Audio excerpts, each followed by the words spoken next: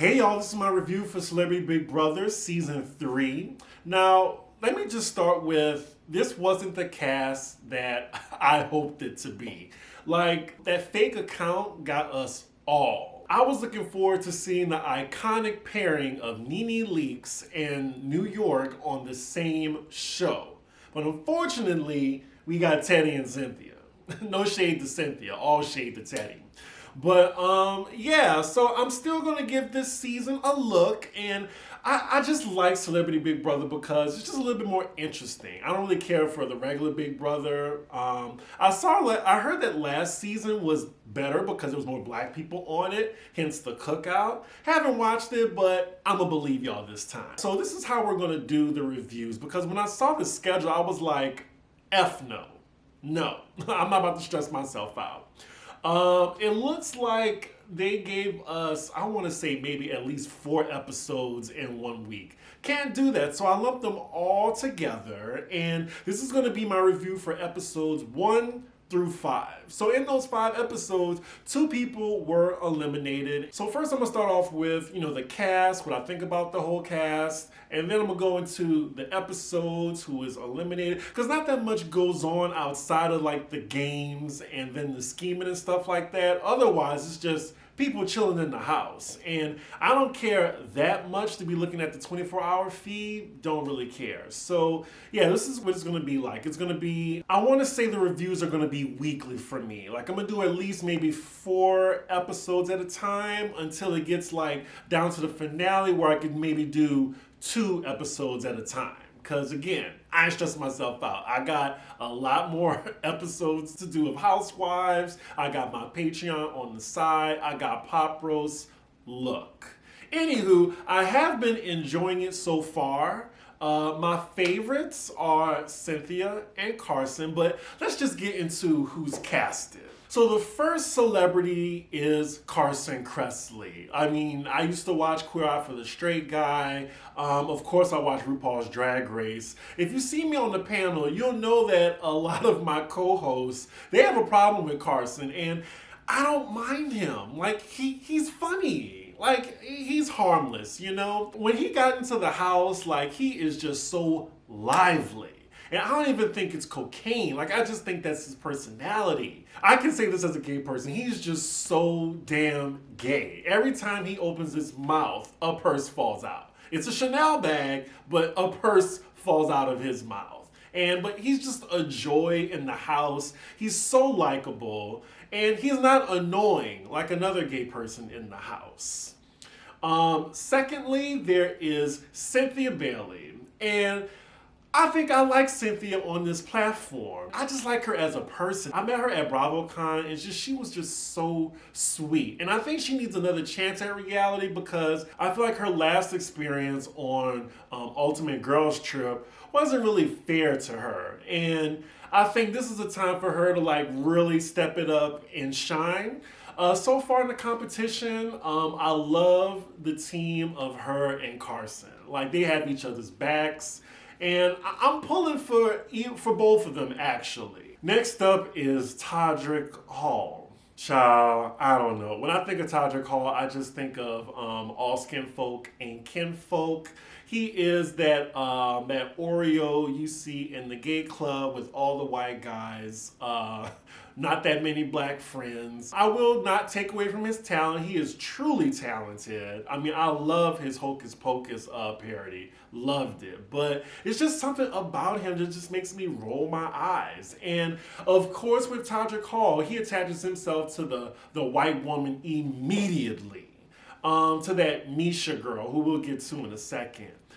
He's been playing a good game so far, like the backstabbing, and in the first episode I was like, damn, like, are you making alliances with everybody? He really had his hands in multiple pots, but I think as the episodes went on, we saw his true alliance with Maisha, whatever her name is. I really cannot wait till him and his partner Misha is on the chopping block. Next up is Lamar Odom, and I think he's going to go far in this competition, mostly because everyone either thinks he's super slow, which I think he is in acting, y'all. The man is He's just not that fast in the thinking category. Also, I think they're intimidated by him too. I mean, I guess it's his height and his presence. His stay on the show so far, I mean, he is still obsessed with that Khloe Kardashian. Like, I think he misses the fame and attention that that family brought him. And honestly, let's just be real. Like, that family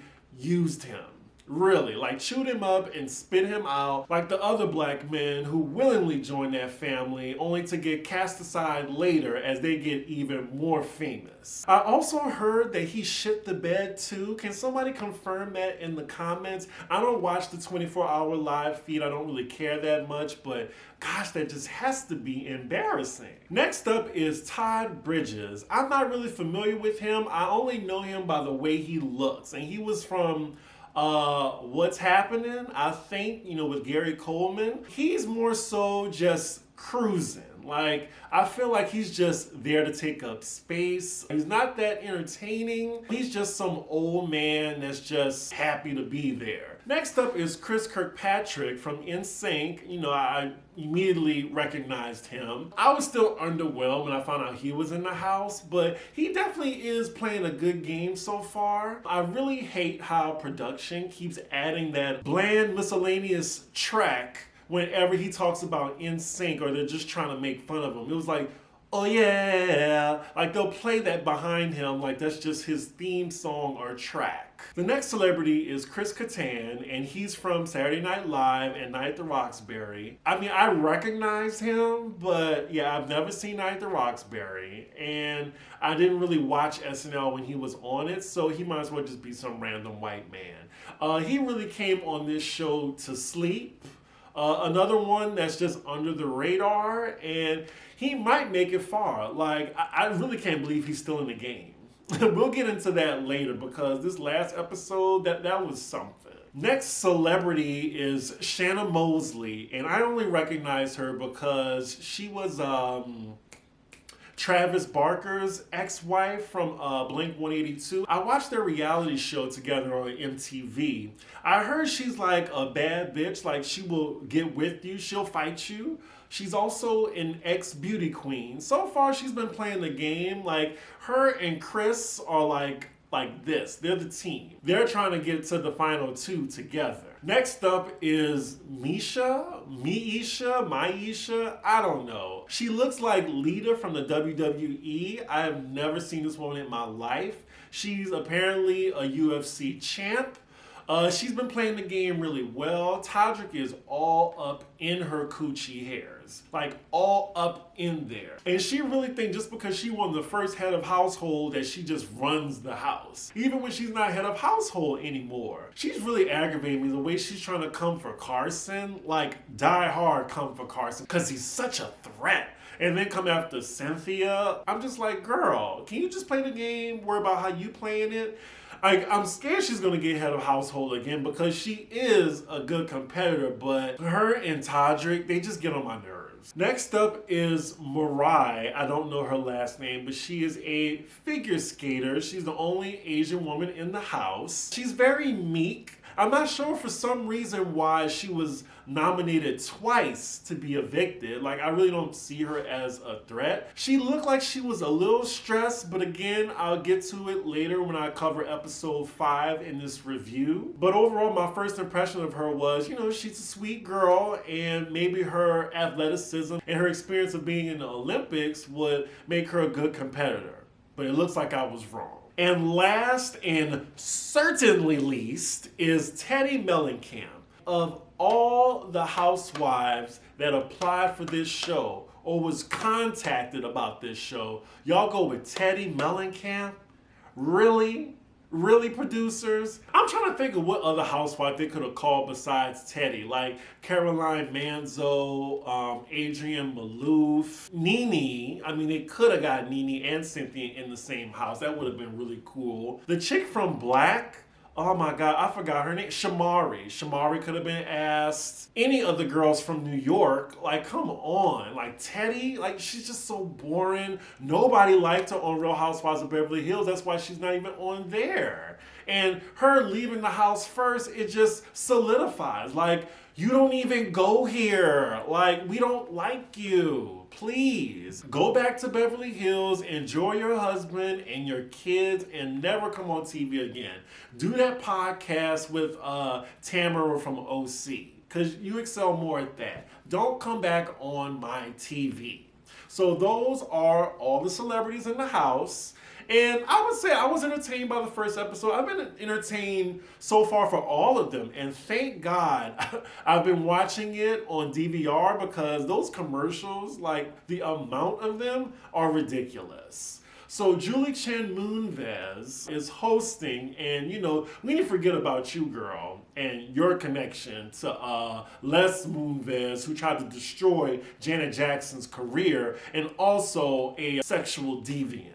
I'm just saying. I still can't believe she's even working at CBS, but it's whatever. So the first episode kicks into high gear. They have the first game for head of household, and it's like this where they lift them up in the air and they just gotta hold these champagne bottles and keep their foot steady and keep suspended in the air while they dump all types of shit on them. It's so humiliating. And then they're already in costume by some random designer who I guess did BB or something like that. Misha wins the challenge, and after that, it's just like everyone is trying to play the game now. It's in high gear. Everybody's trying to see, oh, do you want to be my partner? Do you want to be in my alliance? Do you want to be in this alliance? So the first alliance set up, I believe it was Cynthia Carson, Backstabbing Todrick, the ice skater Mariah, Shannon, and it was somebody else in it, and they called it Formation. I was like, okay, I mean, I love Beyonce's impact, but definitely Todrick was in other alliances as well. And his true alliance was with Misha, because she was the one that held all the power. So then production decided to add this ugly hat twist where it looked like a purse, and then you had to put the purse hat on your head, because that meant that you were safe if you were the last one to get it. Thankfully, my girl Cynthia got it, so she was safe from being eliminated for that week. But why they had to make her wear that purse on her head so much? It was really annoying me, because it made her look absolutely ridiculous. I get that she's a beautiful model, but I don't even think Rihanna could make that purse look good. So then it's time to put up two people for elimination, and Misha chooses Mariah and Carson. I'm thinking that she put Mariah up as like a pawn so someone can backdoor them. Can someone in the comments please explain the term backdoor to me? Because all I'm thinking is something dirty. It looks like Misha is really gunning for Carson though, because he's just so damn likable and just social with everybody that she sees him as a strong player. I also want to add that production will be crazy if they let them vote off Carson, because Carson is honestly breathing life into this show. Like, he's the most animated, he's the most entertaining, and he makes it fun to watch. So I hope he's there till the end because some of those people in the house, they just there to take up space. So as we have those two up for elimination, we have Todrick just running all around the house trying to make bets and scheming on Misha's behalf, trying to create an alliance. And then we have the Veto challenge, which Carson surprisingly wins. I'm trying to remember, what was the Veto challenge? Oh, it was this stupid personal assistant game which I did not even understand. I just fast forwarded to see who won. So now with Carson off the chopping block, he saved himself, of course, so that meant Misha had to choose somebody else. I also got to say how Teddy was playing this game as well. Like, I forgot to mention that during the first game for Head of Household, she was the second runner-up for the game, and before she fell, she was asking Misha, oh, if I let go, would you guarantee that I'm safe? And then Misha, she already promised Todrick when he fell. So then she was just like, oh, well, I don't know, I don't want to promise that to you. So then, I mean, Teddy then just gave up. It was such a pick me too move from her that I was just like, already she sealed her fate. And I think Teddy was trying to plead with her throughout the entire week. Please don't put me up. Please don't put me up. And for some reason, Misha saw Teddy as a threat and she wanted Teddy out. So when Carson won the veto, she put Teddy up against Mariah. And I know Teddy felt some kind of way about it. She felt backstabbed. So then they introduced this damn hat twist because it gave like a gift and a curse. It was tiring. Like, I just thought this was production manipulate. The twist was that they had to keep passing around the hat, and then the last person with the hat would be up for elimination, and they had the choice to save somebody and then take their spot. So it wound up being that guy from What's Happening or Different Strokes or something. He replaced Mariah. So it was him and Teddy up for elimination. Now I'm thinking like, oh, well, maybe they'll keep Teddy, you know, but nobody in that house wanted Teddy there, much like the viewers. So they really did us a favor. I know Teddy felt some kind of way being the very first to go home because nobody wants to be the first to go home on any reality competition show. I will say at least she got some votes and it wasn't unanimous. I think unanimous votes are the ones that really hurt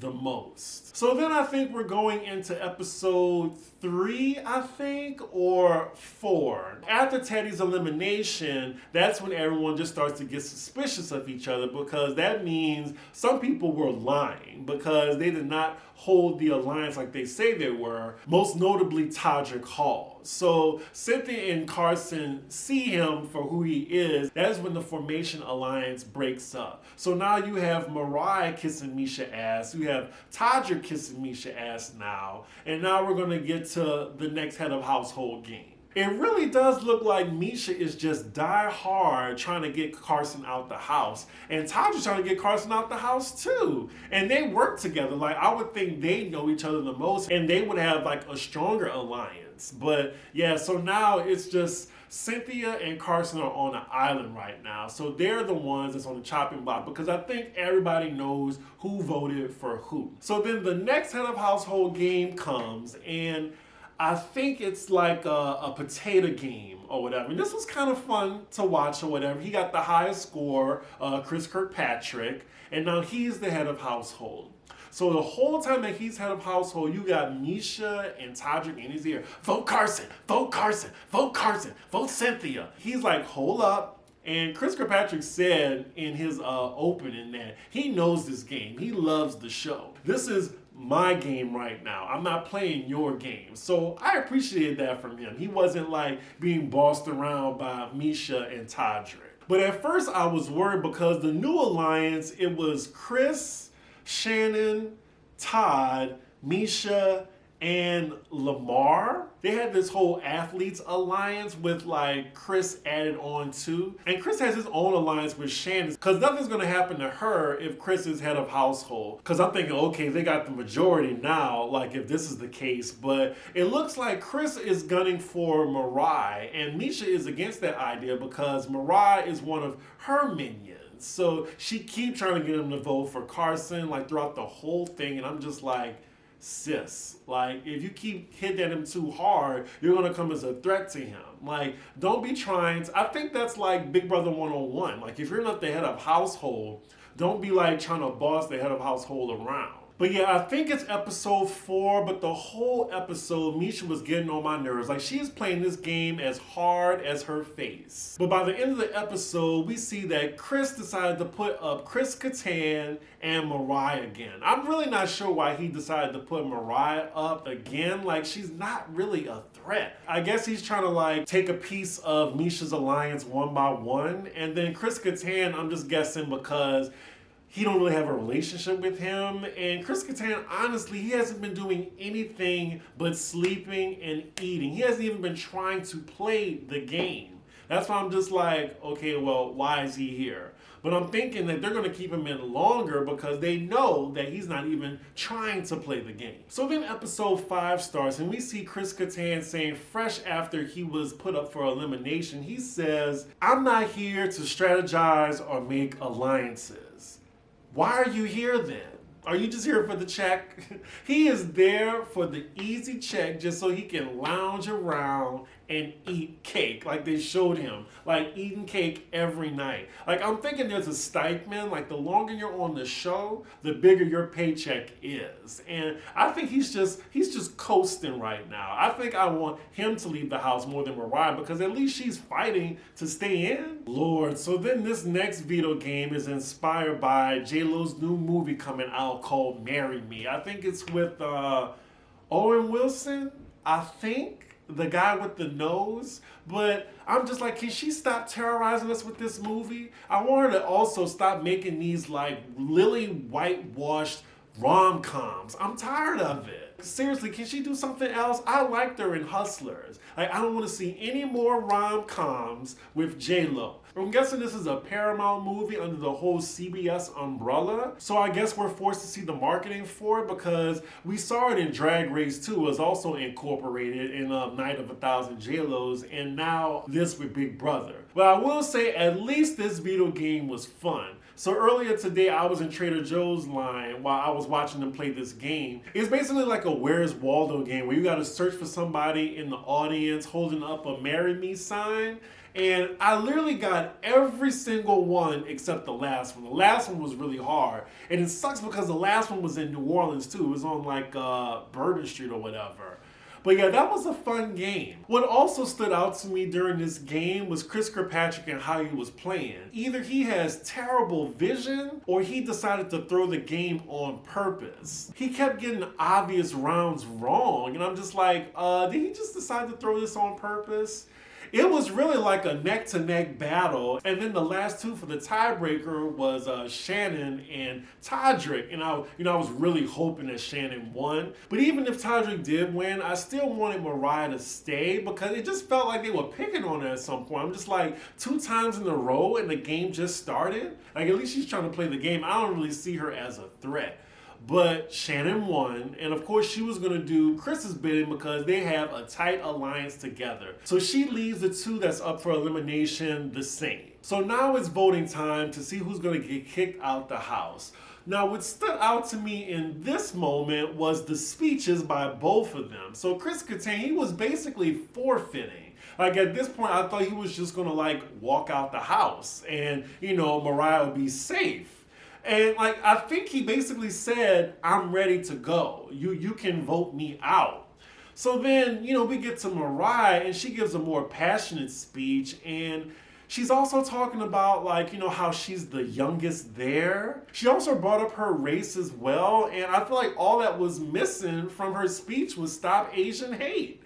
Like, I was just like, it's just a game. I'm guessing her age and her race played a factor in, like, her mental ability to play this game. Because I really didn't see anyone kind of shunning her. Like, I felt like she was talking to people. So I was really confused by her speech. Mariah also, during her speech, looked like she was about to burst into tears at any given moment. Like, she really wanted to stay. So at this point, I'm thinking, well, maybe everybody will change their mind, seeing as, Chris said that he wanted to leave. And Mariah's like, pleading for her life and then bringing up, like, Asian Lives Matter and shit like that. But to my surprise, they had a unanimous vote. Like 7 votes, all for Mariah to leave the house.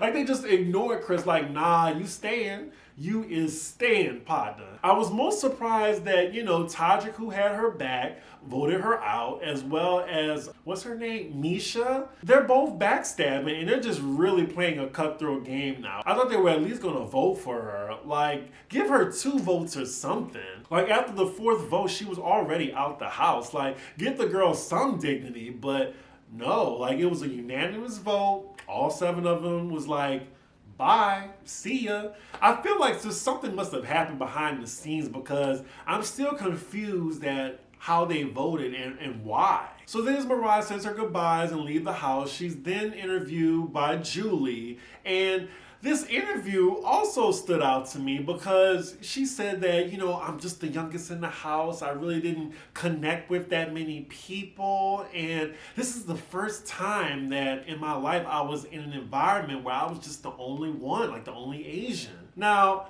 I'm sorry, but it kind of just stood out to me because I was like, first and foremost, I went to Google. She's 28.